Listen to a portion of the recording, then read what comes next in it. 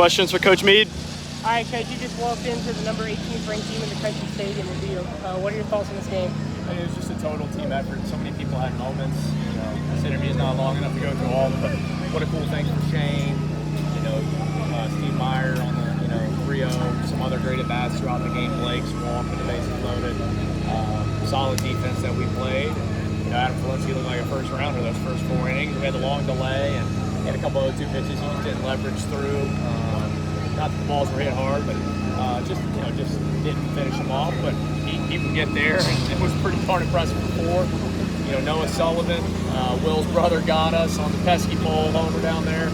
But JD, Big Pen, and Gorgon, I mean, you can't say enough about how nasty they were, how competitive they were after that. And so just an amazing college baseball game and really the cathedral in our sport.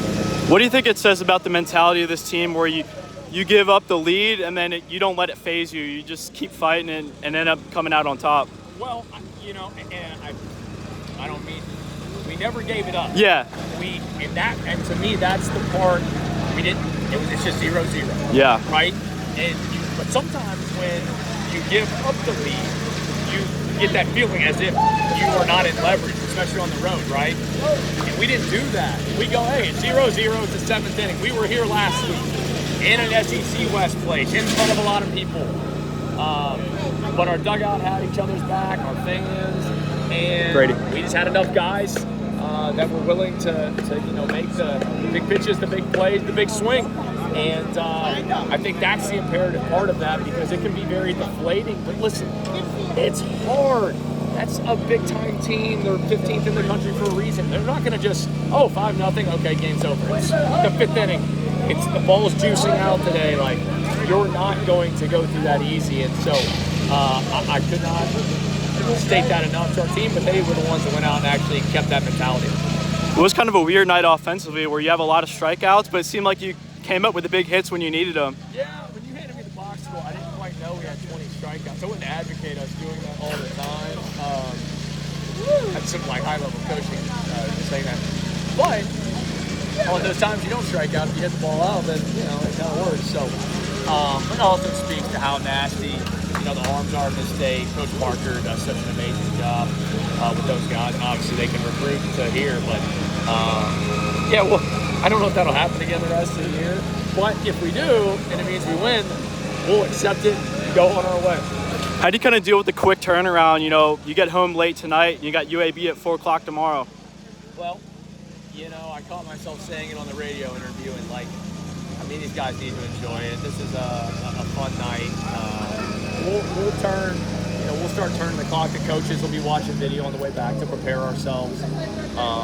My hope is, you're playing at 4. It's going to be a beautiful day in Troy. You're playing the UAB team who is off to a great start and is going to be really good this year.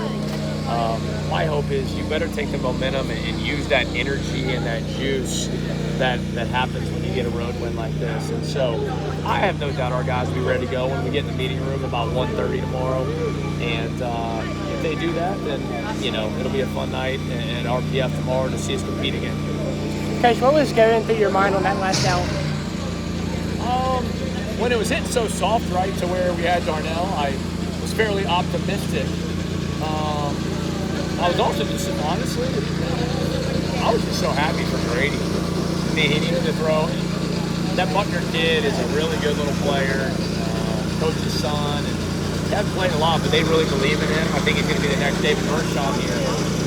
But also, if you executed the pitch, you felt good about getting that chopper, so we got it. And there's that hey, we did the right thing. Let's make sure we finish the play. It's never over the 27th out, but we certainly did. And everybody celebrated because winning should be celebrated, especially when you come into a high-level program such as this and get it done.